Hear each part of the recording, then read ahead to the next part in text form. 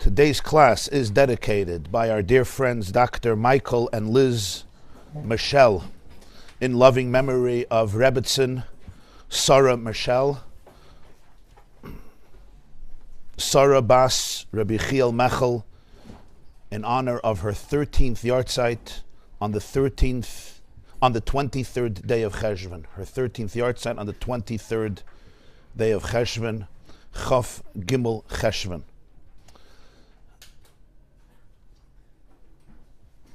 Rebbetzin Michelle, for those who knew her, was one of the pillars of the Monsey community.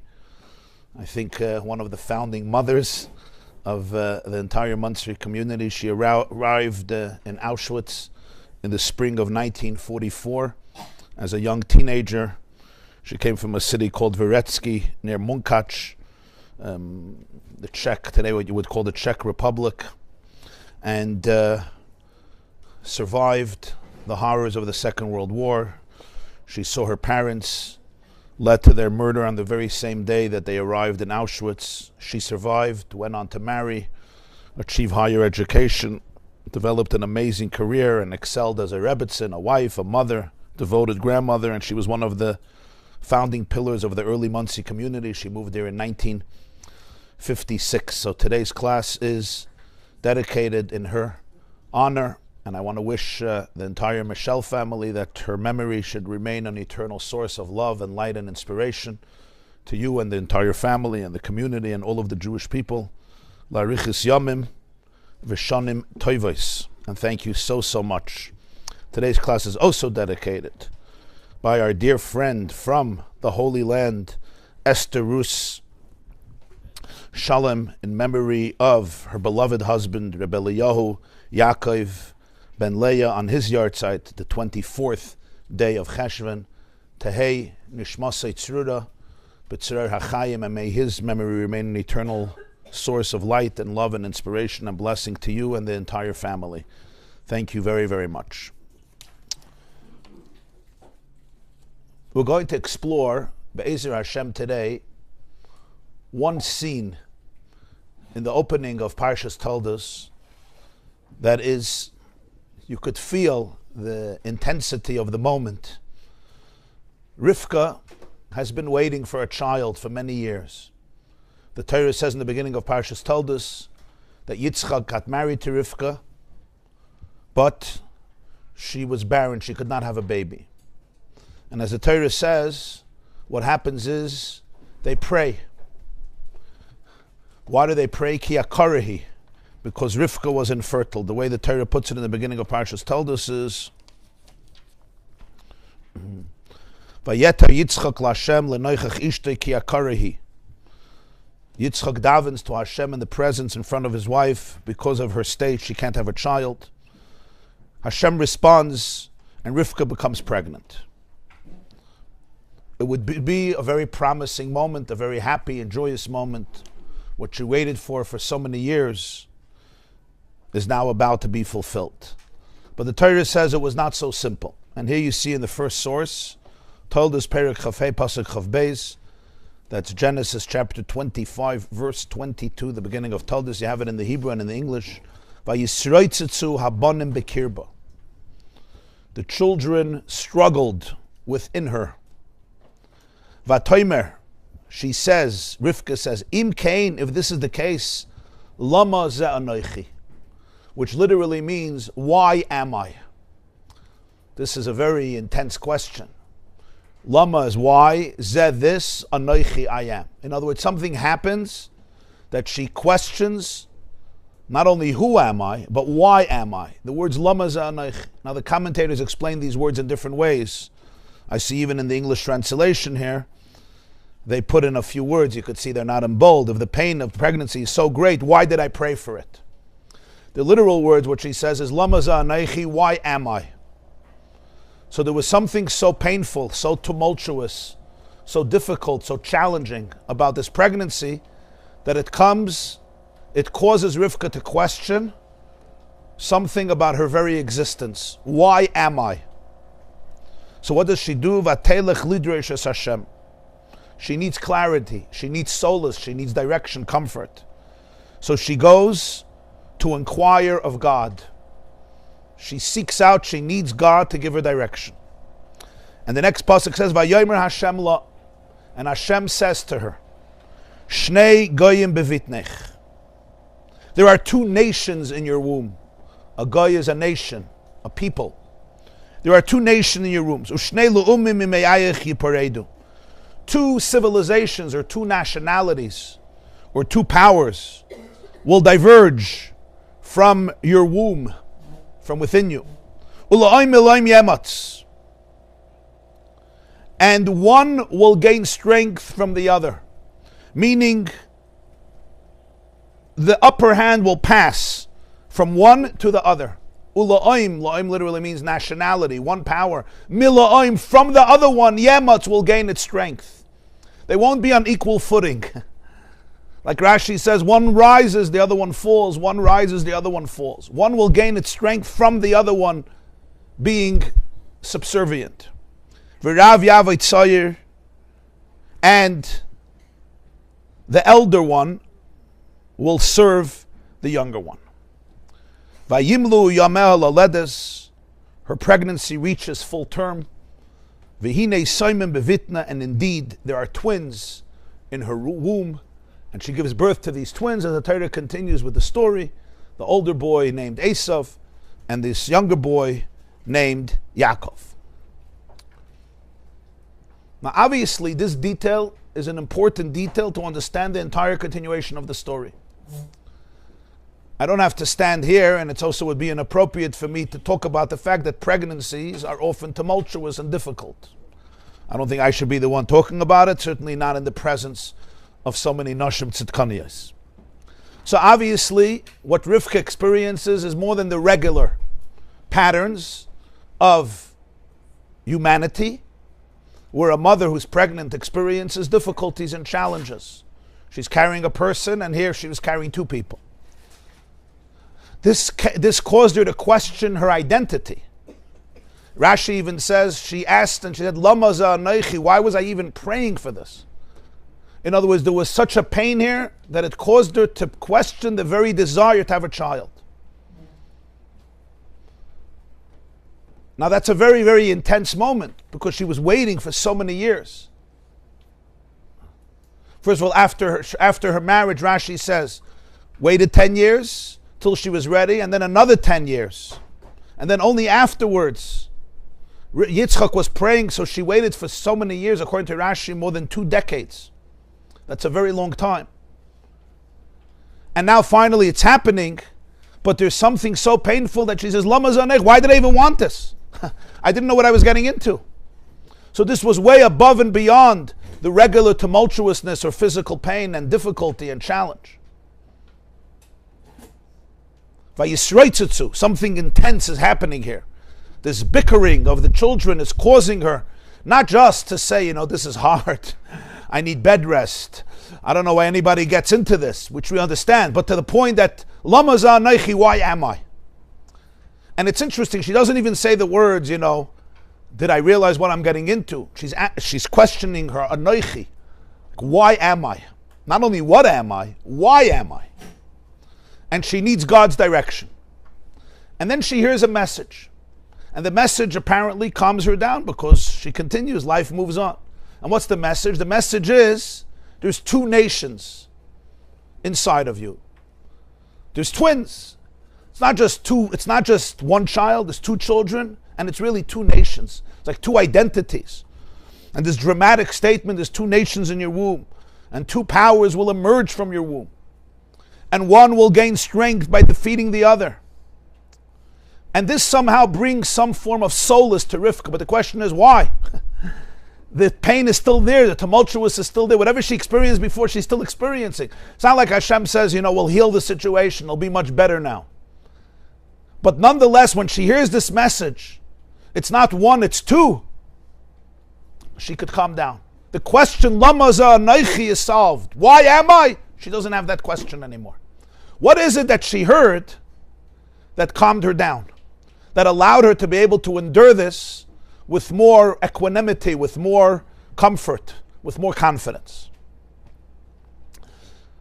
There's a very powerful commentary from the Tiferes Shloima.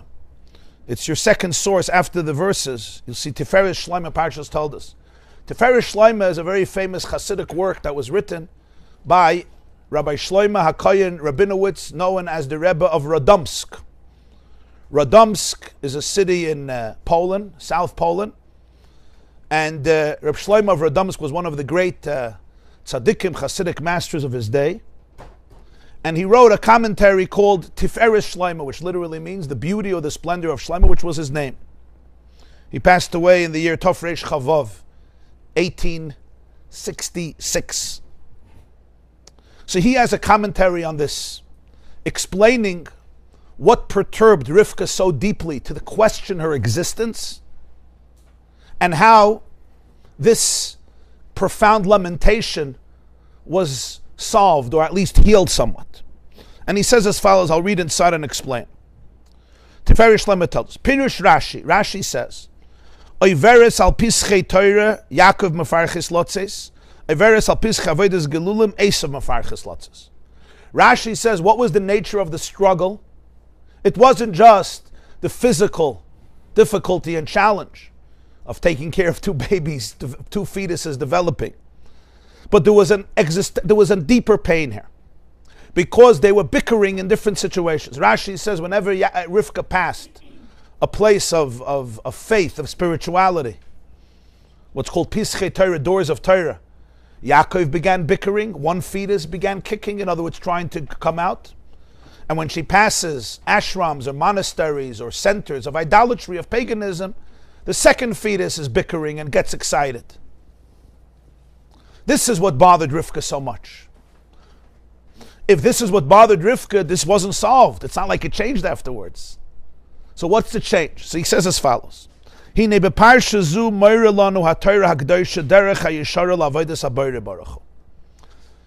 portion, the story, is really giving guidance and perspective on a person's path in serving the Creator. This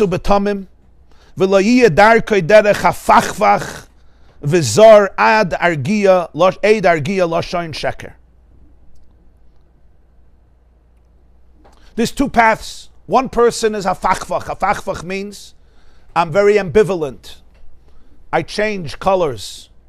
From the word haifach, I'm like this, and then I turn around. But obviously a path of a person should be authentic, be'emes, truthful, tamim, whole. Not false, where I'm one thing and then I'm another thing. We find many people. Person may be immersed in learning Torah and davening, and the person's heart is burning like a torch with inspiration. But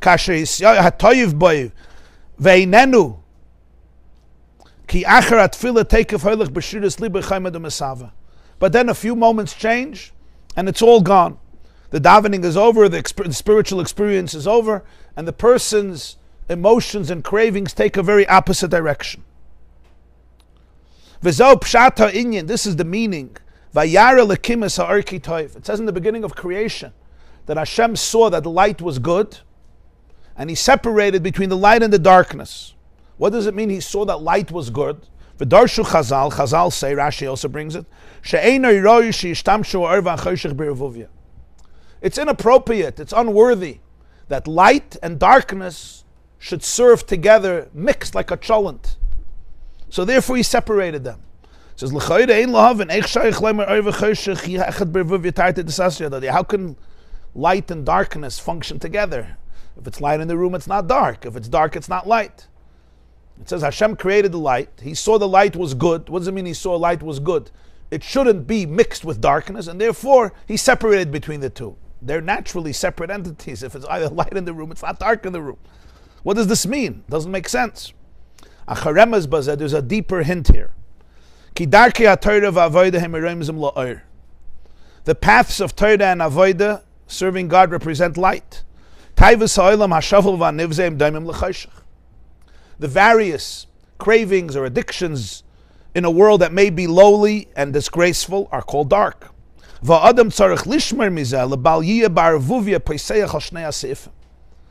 often light and darkness could be mixed up in a person's life where they Presayach al Shnei Asif, like Eliyahu Hanavi says. They're sitting on the fence and jumping. In Yiddish they say, Tanzen av beide chasen is dancing at two opposite weddings. Pam hoilich b'darkei ha-Torah, pam poinel l'darkei ha-Choshech. Sometimes I go to light, sometimes I go to darkness. The darkness and light are mixed up. Yeah, physically it's either light or it's dark. But emotionally, spiritually, a person finds themselves torn between two opposite places, and the light and the darkness are mixed up. And that's a very painful experience. L'chein ata, now we'll understand what happened with Rivkah. Kashira sa Rivkah imenu sheisroitetzu abonim. Rivkah feels, she sees that the children inside of her are bickering. Savra, she thought, ki yu adam echad. She has one fetus inside, one child, one organism. Asher pam chashke leleches lebeis hamedrash. Sometimes he has a desire to go to the Beis Medrash, to go to the place of Torah. Upam chashke leleches lepischei avodas gilulim. And then a few moments later, a few hours later, a few days later, the desire is to go to paganism. Kederech Anshe Rasha. This is the nature of people who are defiant or confused. Kasher Yave ben Atzadikim, Yislav Imam Lasas Kemaseyim. When the person may be between tzaddikim, so now they become part of this flow. Then the person meets other people who may be empty, and poichazim is what's the word? Impetuous and empty, becomes one of them. So here she needs godly direction. What's going to be the ending? You can't live like this. Person can't be split. This is not how light will dwell. The person needs to be like a peg that is anchored in a real foundation that doesn't falter. And this is what bothered Rivkah. She thought it was one child, and the child has such a split, is so fragmented. There's no person here. Who is the person? That's what bothered her. So when Rashi says, Yaakov was bickering to go out when she passed places of Torah. Esav was bickering when she passed places of idolatry. In Rivkah's mind, this was one child. She didn't know she has twins. And because it was one child, so what was bothering her so much is the paradox. The fact that there seems to be no truthfulness, no authenticity. It's like today I'm this, tomorrow I'm this, 1 hour I'm like this. I'm in this crowd, I become one person. I'm in another crowd, I become another person. It's called a chameleon, right? What's it called? I change colors, I change identities. And this is more disturbing than everything because there's a lack of authenticity. The lack of authenticity, it's like I take on different roles based on the circumstances, based on the situation. I myself don't know who I am. And that's why Rivkah asks the question in such a poignant expression, Lama za anoichi? Why am I? In other words, if this is existence, it is so painful because one of the most painful things in existence is I don't know what it is. Who is this? I don't even recognize. I don't have a relationship with that. I can't even call it a certain name. It changes colors like the chameleons that, they camouflage themselves based on the predators. You want me to look brown, I'll look brown. You want me to look green, I'll look green. The main thing is I have to integrate and not stand out. And this was a very, very painful reality for her. How was this solved? God tells her one thing. I know this pain, but it's not one child. You have two nations inside of you. You have two people inside of you. It's not one person. There's Yaakov and Esav. And that changed everything for her. The reality didn't change. It was still the same reality. What did she hear that she didn't hear before? It's not one fetus being transformed every few seconds, changing their colors, their garments, they're camouflaging themselves, transforming their identity, going from one identity to another identity and back, split, fragmented, inauthentic. Rather, there's two entities. Each one is actually doing its own thing. Actually, each one is very authentic in its own way. This is also the hint, it says later. Yaakov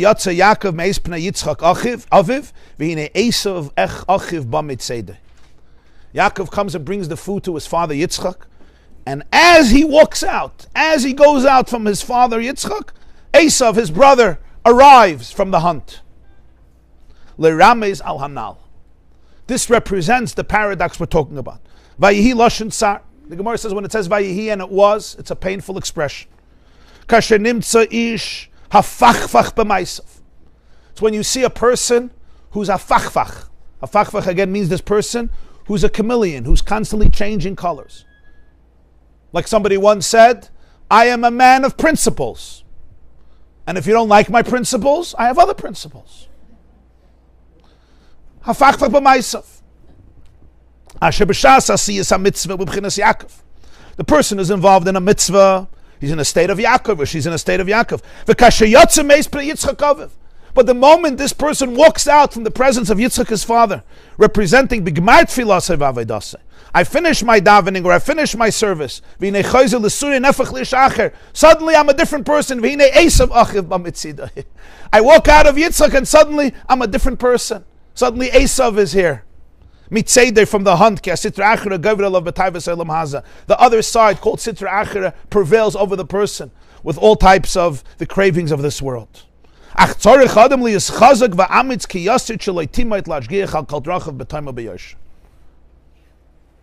the person ought to have a confidence and know who they are, like a yasid. A yasid is a peg, a nail that's etched in, and it's loy timid. It doesn't falter. It's not constantly going from one place to another place with this weakness and spinelessness, to be able to see their paths with time, with wholeness, of b'yosha straight. So the Tiferes Shlomo is introducing us here to an internal crisis that Rivkah had, thinking that this one person is completely inauthentic. Who am I? What am I? Tell me what I am. Lama zanech, and why am I if this is what life is? I can't even figure out who I am. This was her crisis, this was her question.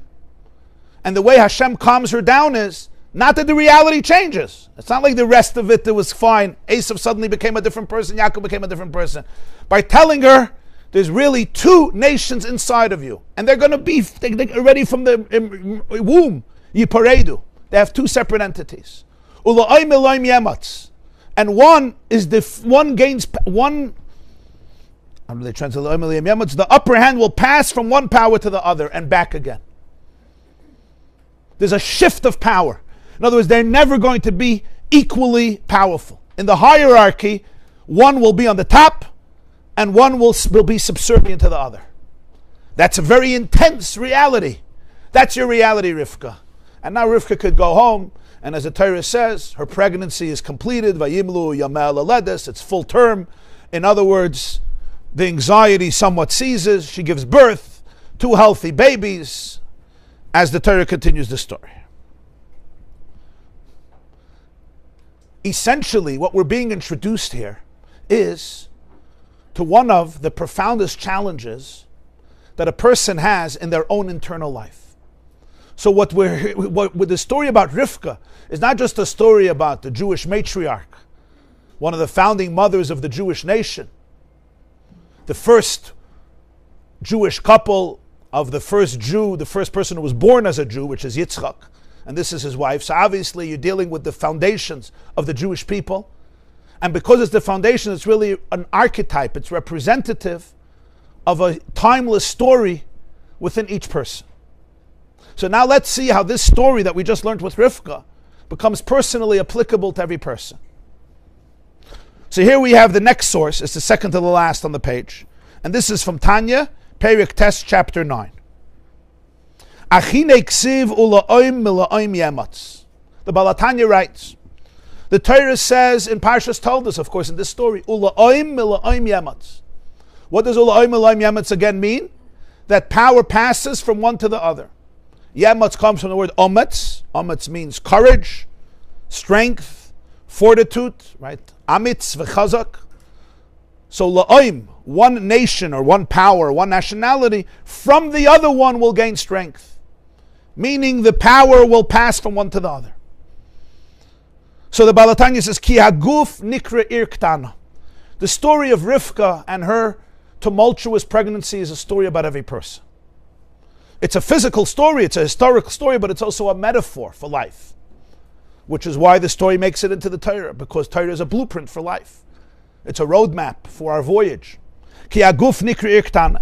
In Koheles, Shlomo HaMelech calls the human body a little city, a miniature city. In other words, the body is not just, you have a body and you function. The body has a whole mahalach. Just like a city. It's not easy to run London or New York or Paris or Moscow or Jerusalem or any city in the world, Melbourne. It's a city it requires an infrastructure. And just like in a city, you have the subway station, which is subterranean. You have the bridges, and you have all of the other aspects. So the guf, the body, is an irktana, it's a city. And this city is filled with action. And he says, you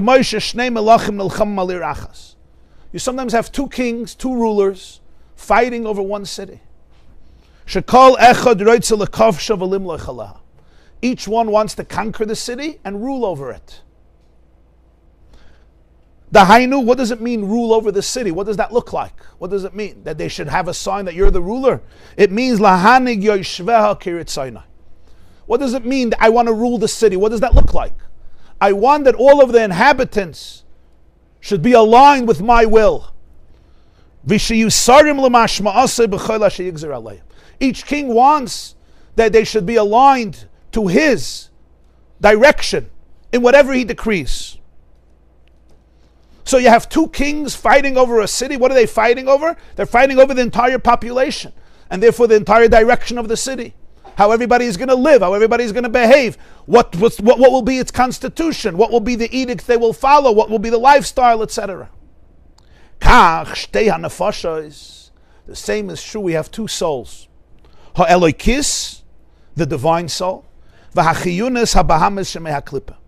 we also have a biological soul, also called an animal soul, that comes from a realm called klipa, a shell. We'll soon explain what that means.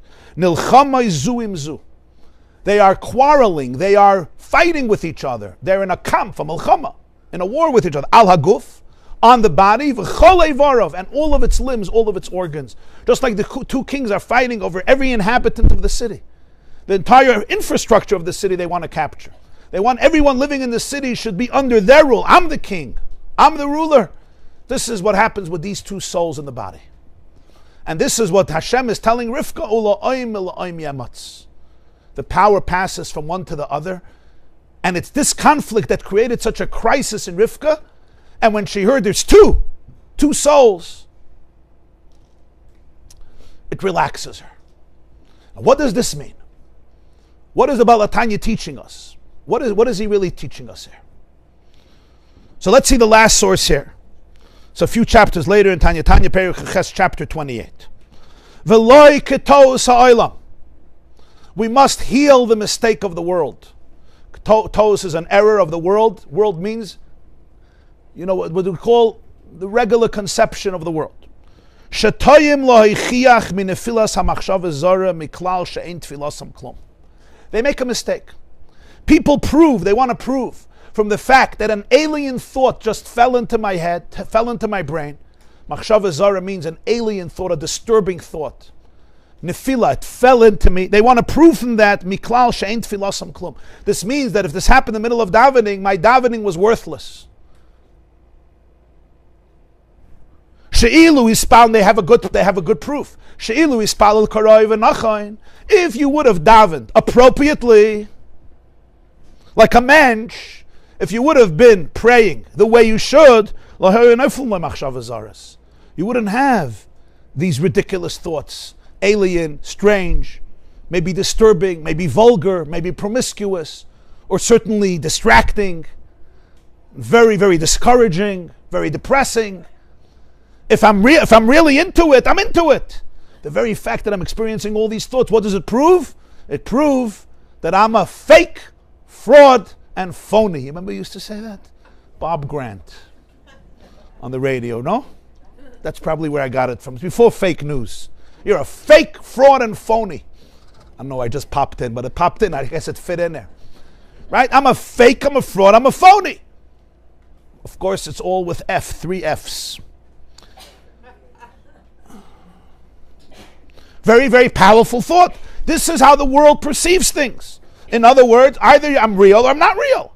If it's real, if it's authentic, why did all these thoughts come in? The fact that these thoughts come in, meaning I'm an imposter. I'm an imposter. I was lying. I'm not sincere.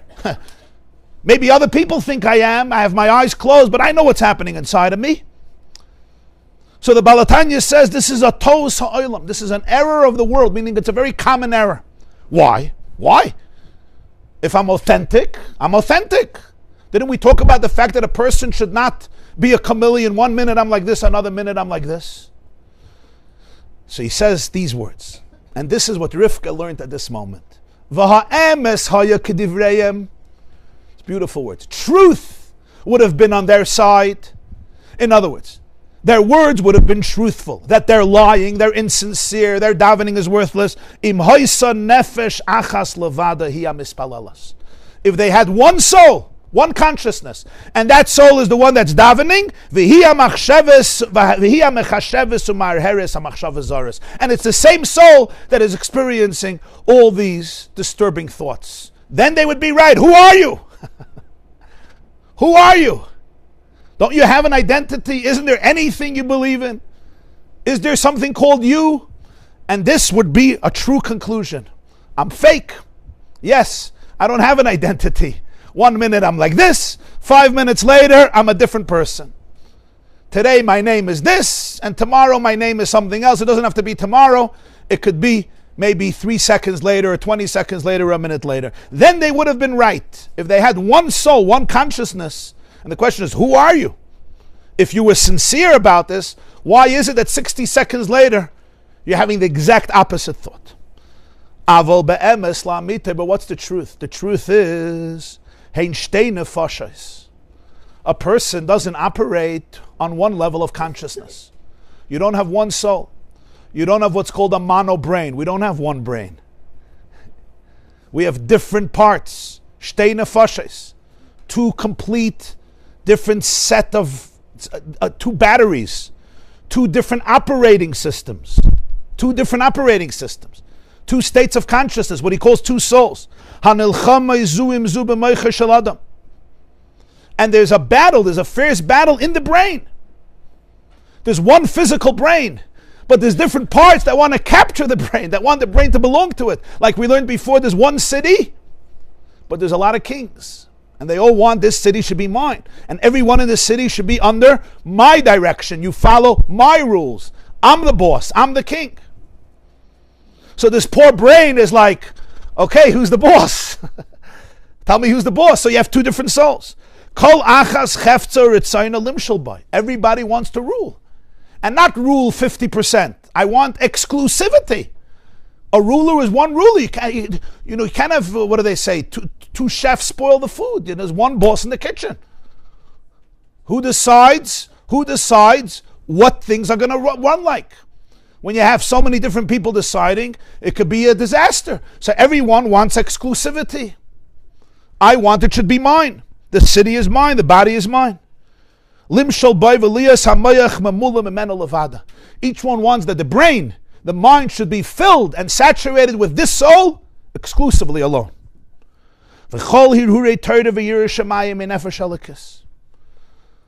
thoughts that reflect Torah, the divine blueprint for life, and awe of heaven, are a reflection of the divine soul's consciousness. But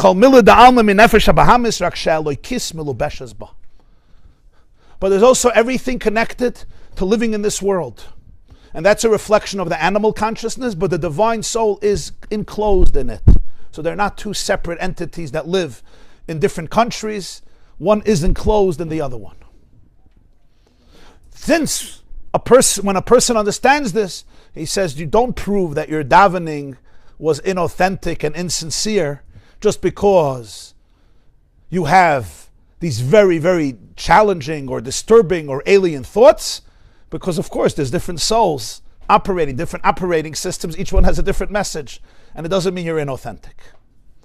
When Rivkah understood this, Hashem says, there's two in your system. There's not one, there's two. Okay. So this answers the question. If Rivkah was so bothered by this pain and she couldn't deal with it, and she said, why do I want this? I can't exist. What happened? He didn't say, let me take away the pain. They'll stop bickering. They'll make peace. He didn't say that. He just said there's two. And actually, God makes the split much worse. He's like, they're completely different. The power is going to pass from one to the other. And Rivkah seems fine. She's good. So to say, what happens that she becomes okay not being okay? You were so perturbed by it to the point that it questioned your existence. It wasn't like, I have a headache, I'm nauseous, I can't function, which is also quite difficult. But it's the point that I don't even know why I am. And now she's good. So obviously the pain here was so profound to question her existence, and she heard something that brought a profound solace and comfort.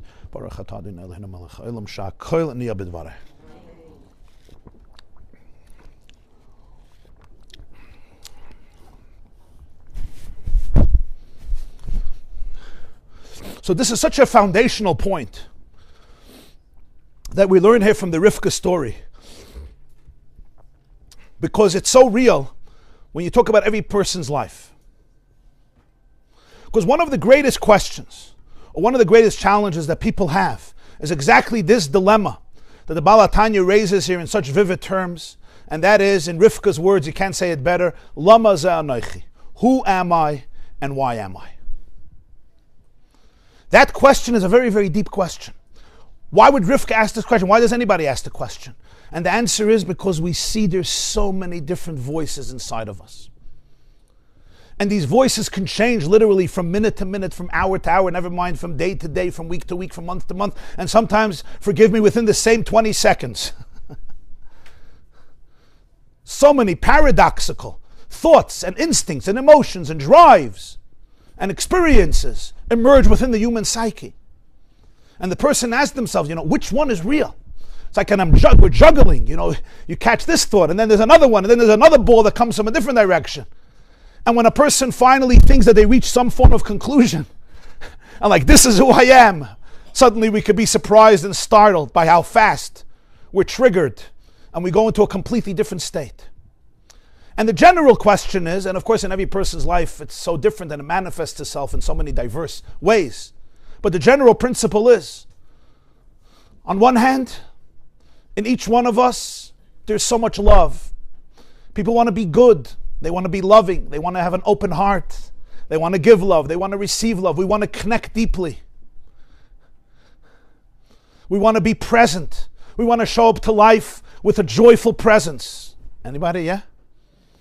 Does anybody share this dream or... Okay, thank you. Thank you. I'm starting to doubt myself and say, Lama Zanaichi, and am I the crazy one? Am I the number one? So, and that's a very part. People want to be. They want their marriages to be deep and intimate and successful and powerful. Our relationships with our children, our relationship with ourselves, our relationship with our family, with friends. There's so much idealism and purity in your heart. But we also know that there are other moments that a person could be triggered in such powerful ways. Suddenly, I may be overtaken by profound anger, or profound jealousy, or profound animosity, or profound resentment. Suddenly, we find ourselves shutting down and feeling the need to detach. And a lot of negative thoughts come into a person's mind. Sometimes there's so much self-loathing and doubt and inner insecurity. So the person says, which one is it? And people come to blame themselves with a lot of guilt and shame. And this is exactly what the Alter Rebbe Baal HaTanya is addressing. I see that I'm a chameleon. I'm an inauthentic person. If I would be authentic, I would be authentic. The fact that there's so much going on in my mind, it just shows that I'm really just an imposter. I'm a fake. Nothing is real. If it would be real, I would stick to it. I would be consistent. This would be the person. And the Baal HaTanya says that this is coming from a fundamental mistake of what a person is. And when Rivkah heard this, it changed everything. It seems simple, but it's not so simple. Maybe it is. It's both simple and not simple. And that is, there's no one person inside of you. There's quite a few people inside of you. At least two. But each one of those, comes with like 100 or 200. Everybody has its own system.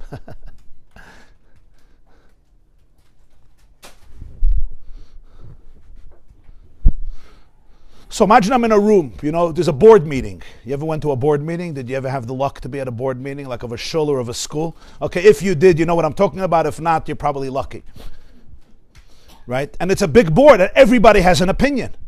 And at some point, they're all shouting at the same time. Everybody's actually being very authentic. They're just saying what they're saying. That meeting is happening inside of us very, very often.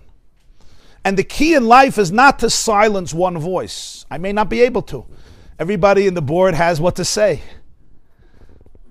The key is knowing what part is saying what, where it's coming from, and distinguishing between the two. And then Rivkah knows exactly what to do. And she doesn't have to say, who am I? Why am I? This is not in existence anymore. Because she completely contextualizes it, and it gives a certain deep serenity, even if the pregnancy is still tumultuous. What does this mean in a person's life? So the Baal HaTanya says we have to understand that there's two souls inside of us. So we don't operate with one soul, we operate with two souls. And the two souls are completely different. It's a completely different state of consciousness. One he calls here the Nefesh Elikis, which is a divine consciousness. One he calls a Nefesh HaChiyunis, which means a biological consciousness. He also calls it Nefesh HaBahamis, an animal consciousness. And these are the two little children, or the two little twins, the twin brothers, or sisters, whatever it is, inside of us. And they're each saying very, very different things, and they don't speak with words necessarily, they speak with everything. They speak with somatic experience, they speak with inclinations, they speak through instincts, they of course speak through thoughts. Every internal drive, emotion, experience is one of the souls speaking up. What is the difference between these souls? One is called Nefesh Elikis, one is called Nefesh HaChiyunis.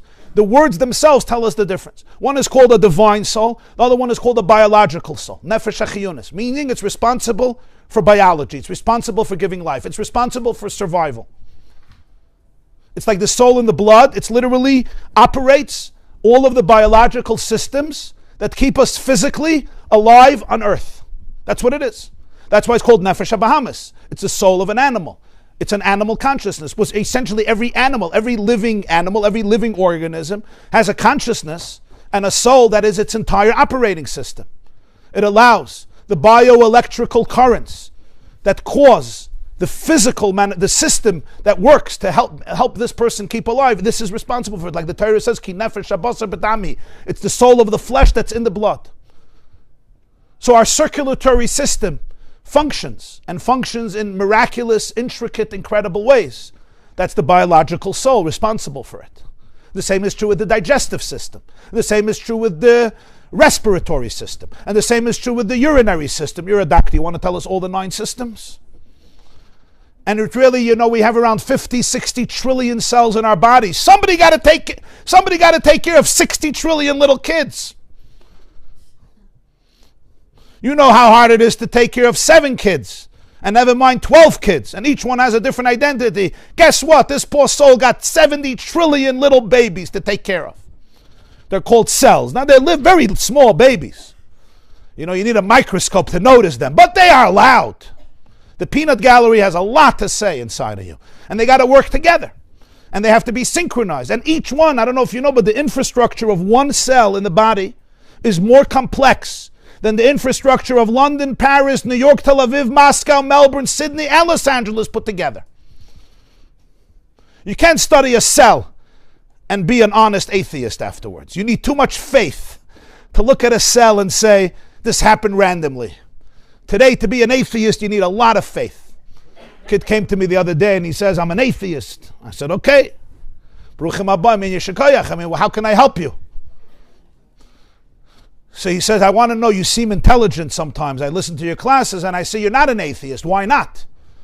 So I said, I don't have enough blind faith like you. You need a lot of emunah to be able to say, just study DNA or study a molecule, study an atom, study a cell to say that it happened randomly. You need a lot of emunah. I don't have so much emunah. What should I do? Even when I see chairs set up a certain way, or I know somebody did it, like just a few lousy chairs that it maybe takes 3 seconds to put together just one cell, it's just beyond crazy. And the synchronization of these cells and the operating system of these cells is the miracle of life. So the Nefesh HaBahamis is not some small soul. This is a soul that literally keeps us physically alive, and how many things it has to decide every minute is crazy. I don't know if you know, but the brain has to make more than 1 million decisions every millisecond. Imagine, you think your to-do list is complicated? You know what's happening inside of you? Well, you have to do 6 things today. Okay, you're a woman, so you have to do 29 things today. Okay, you're a Jewish woman, so you have to do 99 things today. And you still have a few minutes. The brain doesn't have a few minutes. It's like you'll be dead at that moment if I don't do it right away. So the Nefesh HaBahamis takes full responsibility for living, for physical life. So now it tells me it's time to eat. It's time to sleep. You're thirsty. You're hungry. Your temperature needs to address it. You have to tend to your needs, whatever it is. And those are the things we're aware of. And then there's most of its decisions that happen internally that a person doesn't even realize. I mean, just the respiratory system, the inhaling and exhaling, just the circulatory system. You're talking about incredibly complex, incredible systems. Because the animal soul's job is to keep the person alive, it does it very loyally because it's a messenger of God. That's its job. And as a result of that, it develops all different types of operating systems to help you stay alive and safe in a difficult world. So the animal soul develops it's not just a soldier doing its job. Okay, it's time to have the blood now leave the heart and send the nutrients and oxygen to all the cells.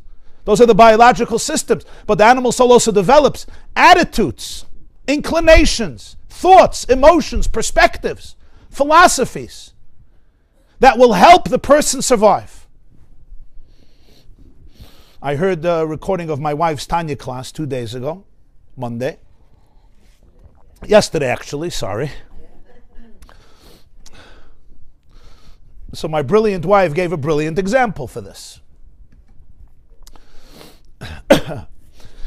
And that is, if a child grew up in a home, and that home the child didn't feel it was a safe place. Maybe the father was very angry, or very upset, or very anxious, or the mother was very, very anxious. And it wasn't safe. It wasn't safe. And the child knew at any moment, father can explode, mother can explode. There could be chaos. And for children, that's very scary. And this little child learned that if she or he behaves a certain way, maybe is always obedient, never complains, always pleases Tati and Mommy, they will be calmer. So the animal soul says, yes, yes, don't talk about your needs. Just make sure to please them. Just make sure that everything is in control so this house doesn't go into chaos and there's no third world war. You know, they tell the story about a teenager. He was learning history in school and he was having an exam. So he was preparing for it at night. So he's sitting on the couch and reading his history books and he says, Daddy, how did the First World War begin? And who started the First World War? So Daddy says, well, Sweden got very upset at Denmark. So Sweden declared war on Denmark. His wife was a historian. His wife hears this from the kitchen and she says, your son is going to grow up an ignoramus like you. Sweden and Denmark? Really? And the father also said it happened in the 18th century. He's going to be as illiterate and uneducated as you.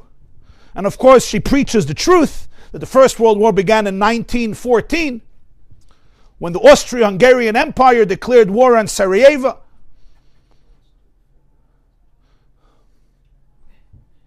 And the father gets upset. And he says, stop mixing in. You think you know everything. You don't know anything. He asked me the question, not you. And the boy says, okay, I already know how the First World War began. But we have to understand, the animal soul develops methods to survive. If this was an unsafe home, I'll do what I have to do. It actually started earlier. The World War. It happened in the mother's brain before she even said one word. Very good. Nice. She's saying the First World War happened earlier in the mother's brain before she spoke. Very well, thank you. Noted. But the father and the boy wouldn't have known that. But thank you for clarification. And you're right, in history too, the First World War began earlier.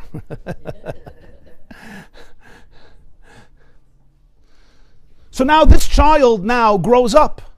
She may be 20, 30, 40, 50, 60. But I still need to be safe. The animal soul knows what safety is. So maybe I'm not allowed to have needs. I'm not allowed to share my emotions.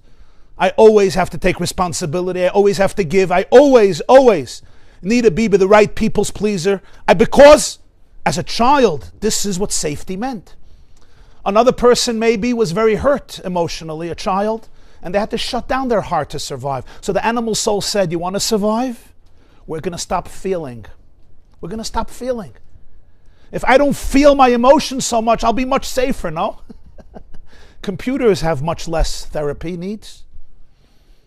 Do people still take their computers for therapy? They're good. Sometimes you shut your computer in the middle of the day, I'm like, I had enough of you, and the computer's fine. Because it's a computer. So if I shut down my emotions, I'm not aware of my emotions even, it's much better. This is an operating system, and sometimes I operate my system this way. And now it's 30, 40 years later, it's very hard for me to feel. Emotional detachment, getting offline is a great way of survival. And so each animal soul develops its own unique coping mechanisms of what will give it the best chance at survival. Just like if I'm hungry, it says you need to go eat. And if it's thirsty, I'm thirsty, you need to go drink something. And if you're exhausted, you haven't slept in, and I go take a nap. And you're very cold, put on a sweater. Or you're very hot, put on the air condition. Or go out and get some fresh air. Or now it's time, it's time to bathe. Whatever it is, the animal soul is saying. And those are very good things because that's what keeps us alive. It also tells you something else. It says you walked into a bar mitzvah or to a wedding or to a sheva brachas. Make sure you have anxiety. Make sure you have anxiety, of course. If you don't have anxiety, your stupidness may come out. The world will realize what a stupid idiot you always were. You know how foolish you are. When you were 2 years old, 3 years old, you got the message. If you now have anxiety, you will be careful with every word you say. You will be hyper vigilant, and you will still remain a respectable member in the community. For the animal soul, anxiety is a amazing survival skill. Laziness is another one. Being blah, feeling blah is a great one because it doesn't look lethal. It's like blah, like, it's like good. You're not confrontational. You're a good girl. You're fine. You're just blah. Who's not blah? But you realize, no, the soul is not blah. It's protecting me from something. It doesn't want me to feel what's under the blahness. The blahness, that's why he calls the second soul, it's called a klipa. It's a shell. And the reason it's a shell is because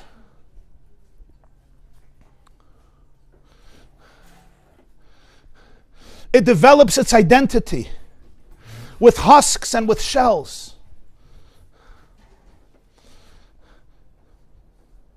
A person often develops aggression. I'm very confrontational. I can't be wrong. There's people who can't be wrong. I don't know if you ever met them. They can't. Why? Why can't they be wrong? It's very difficult, but this is a survival mechanism. This was their way of operating, their way of becoming successful. There are people who desperately are looking for validation. Wherever they go, they need validation. If you give them a compliment, it's oxygen. If you give them criticism, they need therapy for a year. And they're looking for it constantly. The poor animal soul needs this. The animal soul probably never received real love, real validation of who it is internally. So I substituted with, could you tell me I'm good? Could you tell me I'm good? Could you tell me I'm good? Come on, say it again. And I'm sly, I'm clever, we manipulate it. We do it in a very smart way. We even outsmart ourselves. And this becomes operating system. And we know that there's a dissonance there. There's a certain discomfort the person feels deep inside. So what happens is often the animal soul develops hundreds and thousands of coping mechanisms in so many different ways This one goes into fight, and this one goes into flight, and this one goes into freeze, and this one goes into fawn, which is people-pleasing. This one goes into dorsal state. This one goes into freeze. This one completely shuts down for a couple of decades. Wake me up when the show is over. Like somebody once said, the definition of consciousness is the annoying time between naps. The few hours I have to stay up, right? Sometimes being exhausted is an amazing coping mechanism. You know what? If I'm always exhausted, I have a great excuse of not showing up. I don't have to show up. Sometimes it's a fear of making mistakes. Perfectionism is an unbelievable survival skill. The animal soul, if you're not going to be perfect, you're not going to get approval. You're going to experience that pain that you experienced then when you felt like such an unworthy person. You're not worthy of being. You're not worthy of love. You're not worthy of existence. You're just a lonely, foolish moron. You better be perfect. Somebody's going to come to your house and there's a mess in the house. Do you know what's going to do for your identity? Of course, we have beautiful words. I'm a balabasta. I'm regal. I'm an aristocrat. I'm royal. Me and Queen Elizabeth too. You can't come into my Buckingham Palace and see that something is not tidy. So part of it is very good, as your mother said, balabasta. You have to be a balabasta. But sometimes we all know how frantic it can get, how much anxiety there is. It's above the fact that you yourself want to be in a clean house, which is actually also the need of the divine soul and a healthy animal soul. But there's a certain anxiety here that's coming from the fact that if I'm not perfect, and never mind if I make a mistake, it's going to mean that I am a mistake. And the animal soul is trying to protect me. So it develops all of these urges. How does a person begin to deal with it? Only with awareness. Only with awareness. And that's where all the triggers come from. The animal soul gets triggered very, very easily. Whenever it's being threatened, it's triggering and it has to become hypervigilant. It needs to go on alert. There's danger. And the animal soul, you have to give it credit, it detects danger in a split second. Somebody comes into the room and the animal soul says, good guy, bad guy. Safe, unsafe. Run for the hills. Doesn't have to be physically, it could be emotionally. Just run for the hills. Just shut down. I'm not here anymore. The greatest arena in which this conflict comes out is always in marriage. Because nobody triggers you like your spouse. Present company included. In fact, it was designed that way. It was designed that way. Your spouse usually triggers the living daylights out of you. Forgive me. Not in every case, but in a lot of cases. Why? It's not a mistake.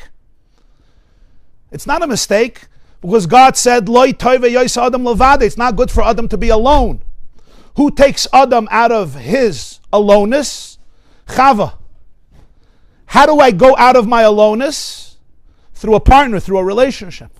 But that relationship has to deal with the part of me that feels alone. The part of me that feels alone is the part where the animal soul went into detachment. So the relationship is an opportunity to go out of my aloneness. So if the relationship is worked out, so then it takes people out of their loneliness. If not, it just reinforces the reason that they became lonely in the first place. I hope you understood what I just said. So that's where it's happening, because that's such a close relationship. I can't just run to the hills constantly. I mean, I could, but it's very obvious what the home looks like. In fact, often God made a very funny system. As it says in Chumash, Chava is an Ezer Kenegde, is a helpmate. She's a helpmate against Adam. Now, usually you don't help somebody, and again, you're not against them. Like, it's so interesting that the first wife is introduced as a help against him.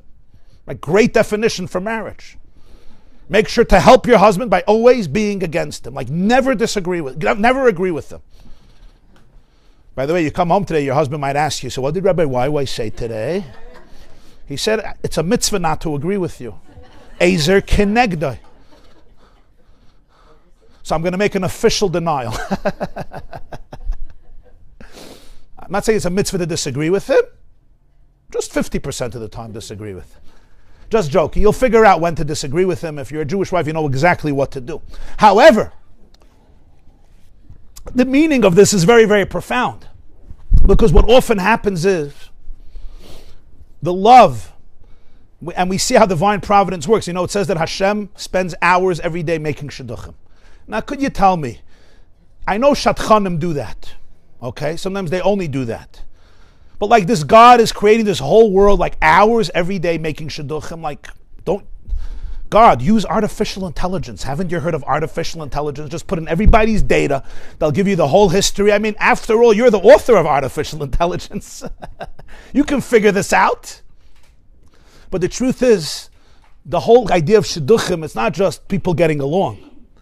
It's a very profound idea. God is directly involved is a euphemism. It's a metaphor of saying what a deep providence there is in the relationships that we end up cultivating in life, because they actually are there to help us heal our deepest loneliness, our deepest wounds.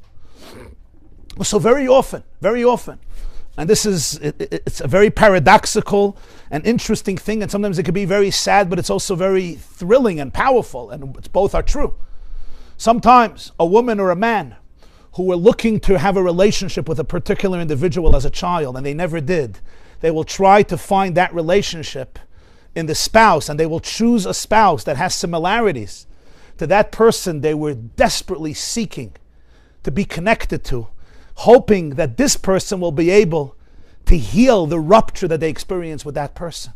So they're almost going in back to the first mess that developed that original trauma, like to redo it, and maybe my husband can do it differently. But of course your husband is clueless. He doesn't even know anything about this, because you don't even know anything about it, because it's your subconscious. And it's the other way with the husband towards the wife. So Eza connected. So now what happens is they're coming together, they're literally triggering every, you know, when you touch somebody, they have a burn. What is it called? When somebody has a burn and you touch them, what is it called?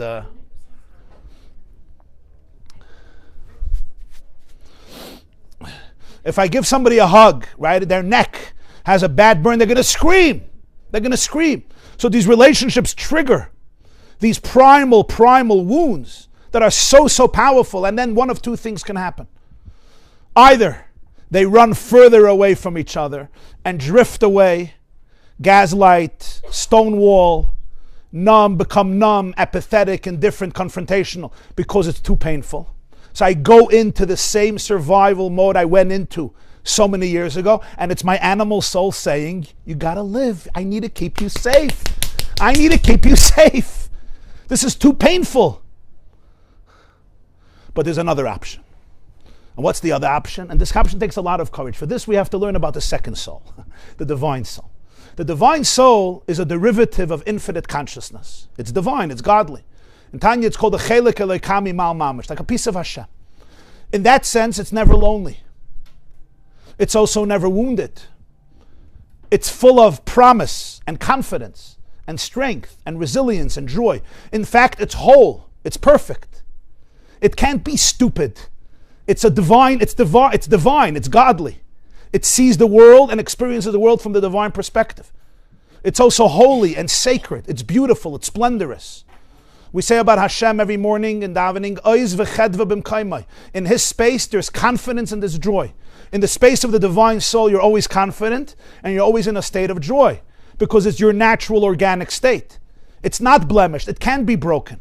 It's always filled with curiosity, with compassion, with love, with inquisitiveness, with creativity, with caring. Because it mirrors the divine. Essentially, it's infinite. It's indestructible. It never lives in despair. It never lives with inner doubt.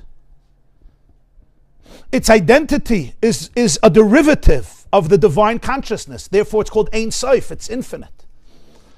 So even when we experience life and the animal soul is trying to survive, and it develops all these coping mechanisms, for example, shutting down, being very detached, or being very angry. Sometimes people find themselves, they're always angry. Why are you angry? I don't even know. Their child walks into the house, they're angry. Their husband walks into the house, they're angry. Their mother-in-law calls, they're angry. Okay, I know that. I don't. My mother-in-law's a tzaddikus. But I get it. Sometimes it's predictable. Why'd you just get into a bad mood? Sometimes it's such unpredictable moments. It's almost like the family's around the table. It's a beautiful moment. It's Hanukkah, it's Purim, whatever. And suddenly, like, we find our hearts, like, just go away. But something happened. The animal soul got scared. It literally got scared. And there's a reason for it. In its own mind, it's trying to survive. The solution that won't work is to guilt ourselves and say, I'm such a sick person. In fact, that guilt and shame will usually reinforce the original conditions that forced me to shut down originally, or forced me to go into those coping mechanisms that I went in. I'm going to guilt and shame myself. What we resist persists. So if I repress it, I guilt it, I shame it, I want to destroy it, I get angry at it, I get upset at it, the animal soul looks at me and says, okay, I can't trust you either. Bye-bye. I'll just do my thing. And we actually develop stronger coping mechanisms. The real way of understanding it is understanding that there's really two souls. The divine soul feels safe. It feels safe because it's always in the divine embrace. It has no problem living in the frequency of trust and surrender. It's also filled with love and purity. It's not afraid. But we don't only have a divine soul. The divine soul can't live in the physical world. So the divine soul comes into the animal soul, and the animal soul is like a garment. It's like a hand in the glove. It's the glove that allows the divine soul to live in the body, because the animal soul is the intermediary force that allows the divine soul to actually give life to a physical body. The animal soul is the levush. It's the garment. So the question is not if I have one soul or two souls. It's obvious that I have two souls. And the other issue is power passes from one to the other. They can't both be equally powerful. Either the animal soul is serving the divine soul, or the divine soul becomes repressed and subservient and buried under the animal soul, and therefore it's in a prison. Ula'im mila'im yemat. It's two kings. And both are not ruling the city equally. It's never 50-50. Either the divine soul rules and the animal soul says, I'm with you, thank you for taking care of me.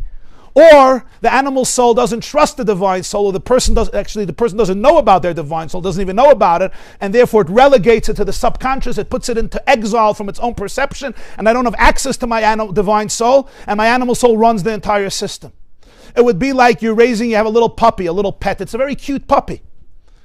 And then one day the puppy sees that the father is not home, the mother is not home, nobody is home. And the puppy is there to fend for itself. The puppy is going to get very, very anxious. The puppy is going to get very, very scared.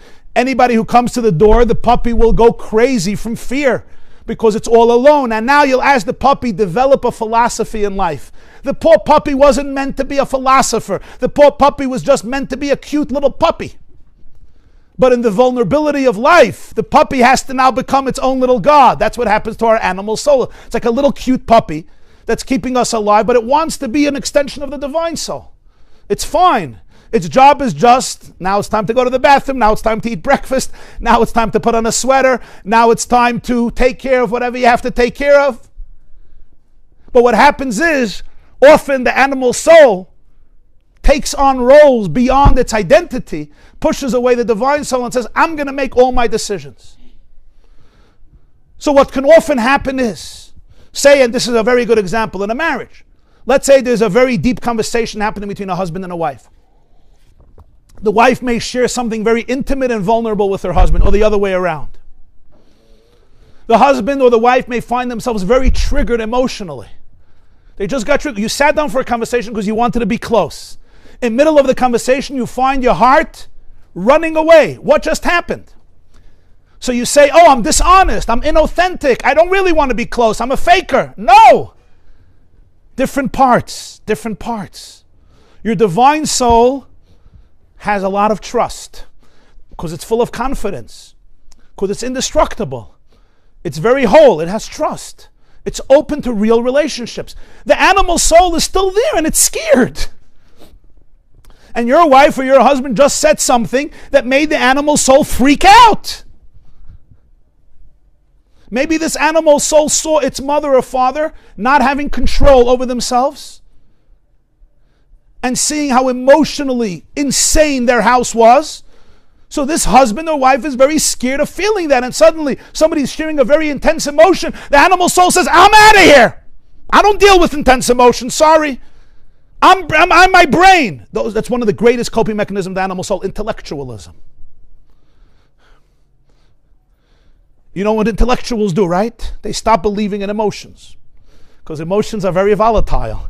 Computers are very predictable. So some people, they become very brainy. They figure everything out with their brain. Now, it seems like they're very intelligent, and at work, they're making a good living and everybody praises them. But in the house, it's sometimes a disaster. Because there's like a wall. It's like, hey brain, anybody there? Hello, it's nice to see you. How can I help you? What's happening inside of you? What type of question is that? Is there something that has to be done now? You understand what I'm talking about?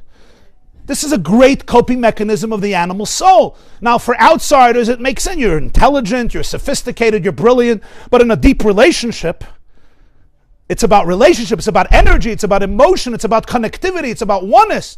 The person can't. So the divine soul wants to be one, but the animal soul just freaked out. This conversation is scaring me. I developed a coping mechanism. I can't deal with it. What's the solution? The worst thing you can do to yourself is one of two things.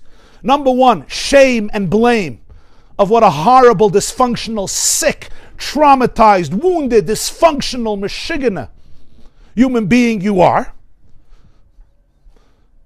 Another wrong thing to do is actually go down that path and just let the animal soul take over the conversation, because now I reinforce the wound and reinforce the reactions that come with it. The real path is, and this is what Rivkah had to learn, you don't have one person inside of you. There's many parts. And different parts respond in different ways. We don't have a mono brain. We have, so to speak, many brains inside of us. What do I mean by many brains? I know we have one physical brain, 2.5 pounds of jello in your skull, or 3 pounds.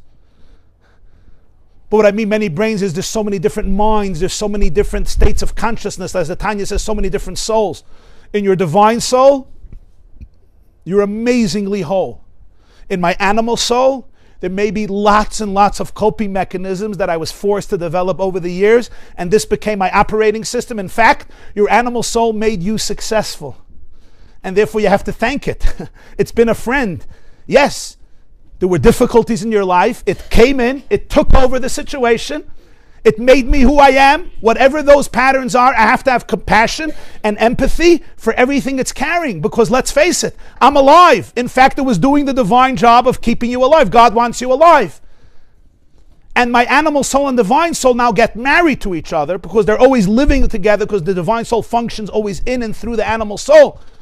So it's a la'im elayim yem. Its power passes from one to the other. Either the divine soul is the king, and the animal soul and the body say, sure, we're here, thank you. Or it's the other way around. The animal soul takes over and the divine soul goes into hiding. It remains whole, but I don't have access with it. I don't have access to it. So now we come back to davening. The Alter Rebbe says, the Baal HaTanya says, I'm in the middle of davening. And I'm thinking I'm having a moment of intimacy with Hashem. I surrendered. There's a bliss. There's a clarity. There's a joy. And then suddenly out of nowhere, anxiety pops into your head when you start thinking about your daughter. What happened to all this trust? Suddenly the world is a chaotic place. Suddenly you're overwhelmed when you start thinking about your son. Suddenly you're overwhelmed when you start thinking about yourself, about your duties and responsibilities. And then suddenly I'm this stressed person. I'm like, who has time to daven? I'm gone. What just happened? Whoa. Sometimes people are on vacation with somebody they love, and it's an amazing moment. And then out of nowhere, suddenly, they don't even know why, but a different mood takes over. And we blame ourselves for being so inauthentic. Am I close or am I far? Am I real or am I fake? Am I confident or am I insecure? Am I an imposter or not an imposter? Am I happy or depressed? Am I blissful or miserable?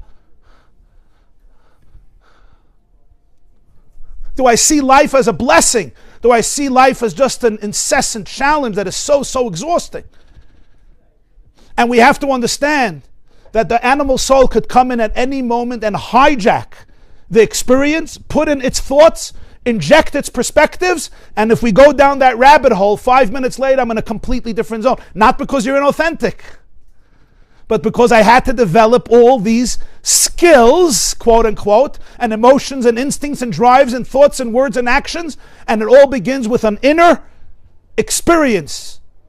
So the Baal HaTanya says, stop saying you're inauthentic. Maybe your divine soul is in exile. Meaning maybe I don't have access to it. Maybe it's been years and I need to learn how to have access to it. But on that level, you're not an imposter. You're the divine presence in this world. Now, this is very tricky because, in a class, it's almost like presented in this, clear way. But when it's happening in real life, it happens momentarily. It happens momentarily.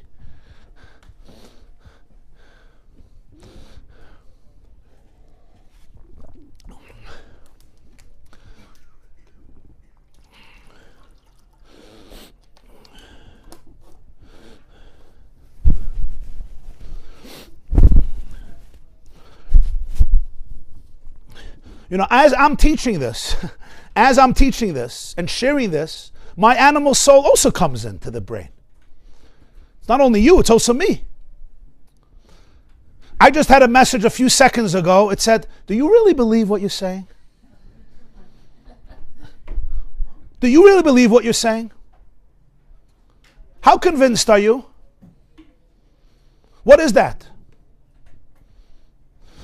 Of course, some way the animal soul, if it could make me feel that I'm dishonest, that I'm an imposter, somehow it could keep me detached from this information, it will be safe. It puts in all types of doubts, and it's not because it's evil. It's simply an animal, and it lives in a shell, it lives in a husk. It doesn't see the full picture, which is Einoid Mulvade, that you are always in the presence of infinity. You're part of infinity, and every moment essentially is the way this moment is designed to be, for you to manifest God's light in this world. And on the level of the divine soul, it can't be more of a perfect moment, but the animal soul lives in separateness, because that's a klipa, it's a shell, it's a husk that blocks its vision, and therefore it develops the way it develops. But the advantage is, it does its job to keep me physically alive. So as a result of this, we now come back to the story of Rivkah. And in the story of Rivkah, this is what's happening. It's not just a story about her physical birth and pregnancy. Of course it's that. But it's also a very deep, timeless story about the self. What Rivkah is experiencing more than anything else is this child doesn't know who he or she is. We pass a center of divinity, of Emunah, of Torah, and this fetus is kicking. I'm excited. God excites me. Truth excites me. Purity excites me. Holiness excites me. And then 20 minutes later, Rivkah is walking in a completely different space, opposite space, and the fetus is again excited. Lama za'anaychi? Why am I? Who am I? This is such a torturous existence. Am I a sick person? Am I a healthy person? Am I a real person? Am I a fake person? Am I a happy person? Am I a depressed person? Am I a confident person? Am I an anxious person? Anybody wants to answer?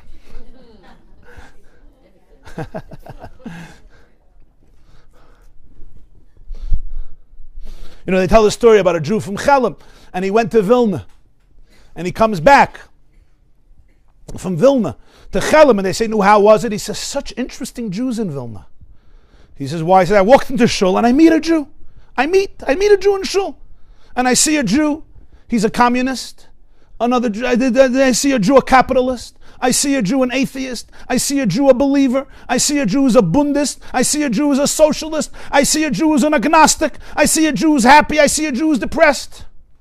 The guy from Chelm says, "We have that in Chelm too. I mean, what's the big deal?" He says, "No, it was all the same person." But this is Lama Za'anaychi. It's so hard. It's so hard because we want to identify. We identify with each piece in us completely. Vayomer lo Hashem. So Hashem tells Rivkah, "I made this system." Let me tell you about the system. Shnei goyim bevitnech. There's two nations inside of you, and you really have to understand that. Ushnei le'umim mimei ayich yiparedu. On their own, they're completely in different spaces. Already from your womb, they separate. And power passes from one to another. This is a choice you have to make.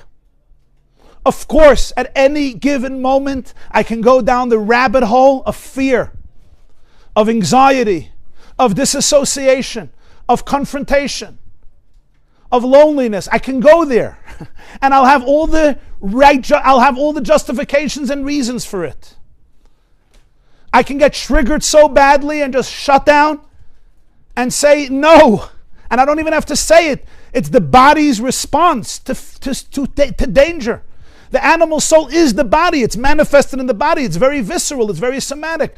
The body keeps the score, and the body says, this person is dangerous, this conversation is dangerous, this encounter is dangerous, this experience is dangerous. Stay away. This is hazardous. Who? Everybody.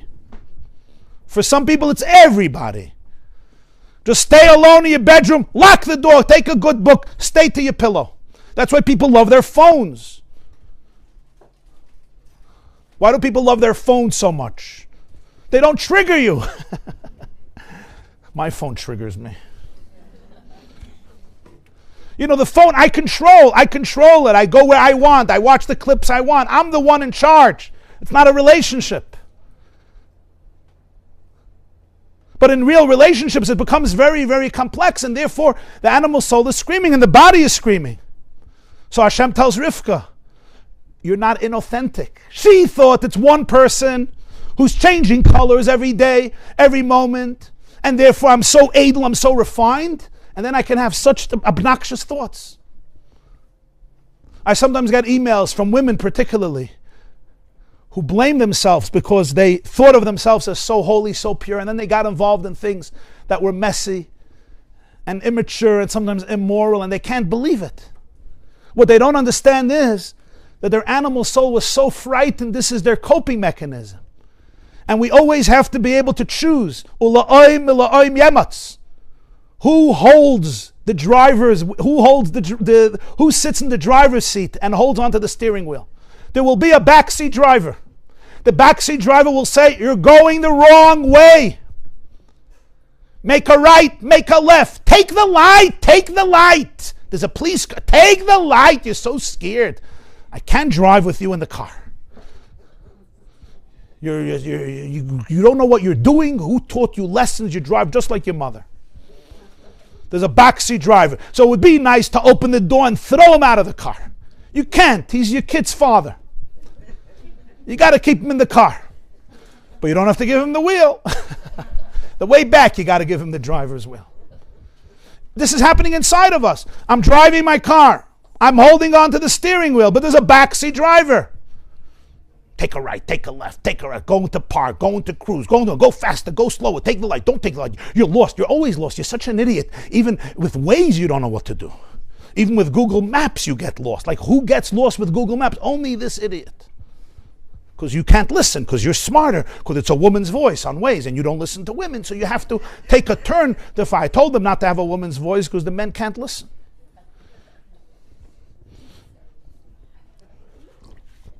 But internally, this happens to us, right? The animal soul will have its voice. But what happens is, instead of giving it its wheel, I could say, Mamala, my tired little behemoth, you're scared, I get it. And I'm so sorry that this is the coping mechanism you had to develop. You really need to make me feel blah 29 times a day. Wow, you are so afraid of me feeling alive. What's going to come up for you if I feel alive? And you know what happens? It's actually going to start crying. If you know how to do this with stillness and compassion, your animal soul will literally start crying. Not if you guilt it and shame it, then it won't. It's going to run away further because now it can't trust you.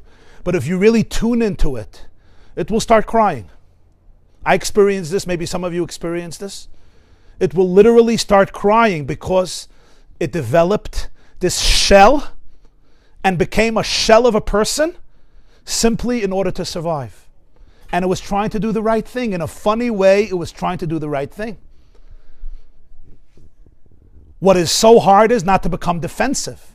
Like, no, you're the wrong one. You're the crazy one. That's where we go. Because that keeps me safe. But it was really, really trying to survive.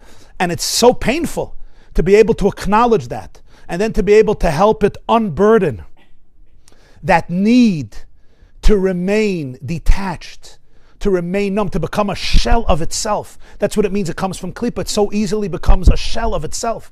It's not in touch with its own energy. And that's what often happens. And we especially see this as we raise children or raise grandchildren and students. Like sometimes survival is very, very important. Like if life is difficult, for many generations, I would say, people didn't always have the luxury to deal with emotions. They put one foot ahead of another foot. They put food on the table. They created physical shelter, and that itself was a miracle. And we have to be grateful for that, because ultimately they survived, tried to do the right thing, did Torah and mitzvahs, and brought God's light into the world, and that's what counts. But I think we live today in a time where we see that our children are asking for a much deeper form of authenticity. Like a Yiddishkeit that's alive. Can my heart truly be open? Can I be present? And kids right away know the difference if mommy and tati are joyfully alive and present, or we're just going through the motions and having them go through the motions so we can all feel good about ourselves that we're continuing the system. But in order to really go into a place of geula, of redemptive consciousness, it's by having an open heart. And you can't forge an open heart. Artificial intelligence won't do it. I can intellectualize everything. I can't feign an open heart. You can't feign authenticity. You cannot fake the divine soul operating and functioning as the one occupying the driver's seat. There's a presence, there's an energy. You're alive, you're not a shell of yourself. You're fully present in relationships. You're fully present in life. You're fully present to Hashem. You're fully present to other people. You're fully present to your children, to your loved ones. You're fully present. You're alive. And then the animal soul comes into hijack, and I say, okay, I get it. Talk to me. Here, let me give you a hug. Let me give you a hug. And you take the little baby who's throwing a tantrum. I'm like, this is dangerous. I get it. I get it. Come, let me give you a hug. And I'm so sorry. This is what you have to do. I get it. And I'm sorry, but I'm here for you. I'm here for you. And the animal soul looks up and says, you think I could trust you? You let me down hundreds and thousands of times. Are you going to let me down again? And I have to really assure it that I won't let it down. And then it could start trusting. And then the animal soul could look up to the divine soul and say, wow, thank you. Thank you. I never wanted to control life. I wanted to allow Hashem to control my life. Because then I'm in bliss. Then I could just be a conduit. Then I can show up for real. I never wanted to take over this house. It's not my world. I wanted to do my job as an animal trying to help you come into the body. Thank you. Thank you for actually showing up as a mother and a father. The worst thing for kids is when they think they have to run the house. Of course, it's nice for 3 nights, but then it's miserable. They love when there's a father and a mother who have presence. But if there's no father and mother who have presence, right, because they're emotionally paralyzed and dead, the kids have to make all the decisions. Of course you eat ice cream at 2 o'clock in the morning. Why not? Of course you eat potato chips for breakfast and for dinner. And if you need something nutritious, a pie of pizza can do it with some cheesecake for dessert. Of course, even if I'm destroying myself, but that's how it works, because that's what I have. That's capability. It's even with food addictions. I see food, I'm stressed. The animal says, go eat. It's a coping mechanism. I know. In the middle of the day, I'm stressed. I go to the refrigerator. I open it up. 10 minutes later, I open up the refrigerator again. It's always, I think, what a great man I am that I believe that within 10 minutes, manna fell from heaven and filled up the refrigerator. Ever see how people open the refrigerator minute after minute as though thinking some food was created, like the Hanukkah oil, in the refrigerator in the last 5 minutes? It shows our emunah. But this poor animal soul, food is a great distraction, or whatever it is. Why are people sometimes on their phones for hours? They're hours. Somebody told me they were in a restaurant. There was a family of 5. Everybody was on their phone throughout dinner. It's like, you want to talk to your mother? Send her a text. She's not going to answer you. Just text her. But what is it? Now, everybody's doing good things on their phone. It's women. They're on Amazon. They're doing good things. They're shopping. For heaven's sake, you're buying your granddaughter shoes for a bas mitzvah. Okay, it's not a bad thing. Let's face it. I'm not talking about that. But why am I obsessive? You have to be aware.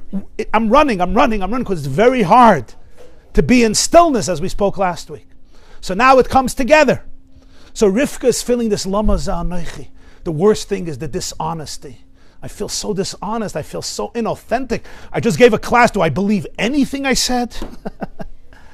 Who's this imposture? Do I feel anything I said? And why am I feeling blah afterwards? And like the lama za'anoichi, like, who am I? What am I? What's this existence?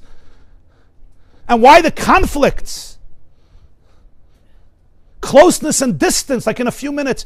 Vayomer lo Hashem, Hashem said, I designed the system. Shnei goyim bevitnech, lu'um shnei lu'um imayich yiparedu, la'oim yemotz. It's really a choice every single day in who's going to get the steering wheel. Is it going to be the divine soul? Is it going to be the animal soul? If it's the divine soul, the animal soul needs to be embraced with empathy and compassion and shown its unique place with a lot of love so that it can surrender the need to be so shut down and a shell and allow the divine soul to lead with courage and with grace and with dignity. Or not. Or that's going to be very, very difficult. And then the animal soul takes over and the divine soul goes somewhere into subconscious layers of reality. When Rivkah hears this, she calms down. As a Tiferet Shlomo understands, the moment she knows this, she knows that even if I'm having a moment in which I feel like I'm shut down or I'm feeling blah, it's just a cover-up, it's just a klipa. If you dig a little deeper, you'll see you're alive, you're present, you're divine, you're good, you're holy, you're graceful. It's just covered up. Something is covered up. And there's a reason it's covered up. There's a fear, there's a concern, there's a danger. It's there. And therefore you don't have to surrender to it. You can almost embrace it with compassion. But no virav yavot sayer. The divine soul looks like younger. It looks like it doesn't have the power, but ultimately, deep down Esav wants the direction of Yaakov. Esav wants Yaakov to lead. Deep down, Esav is craving and hoping that Yaakov should be able to understand how powerful and how godly he or she is and can run the show. Have a wonderful week.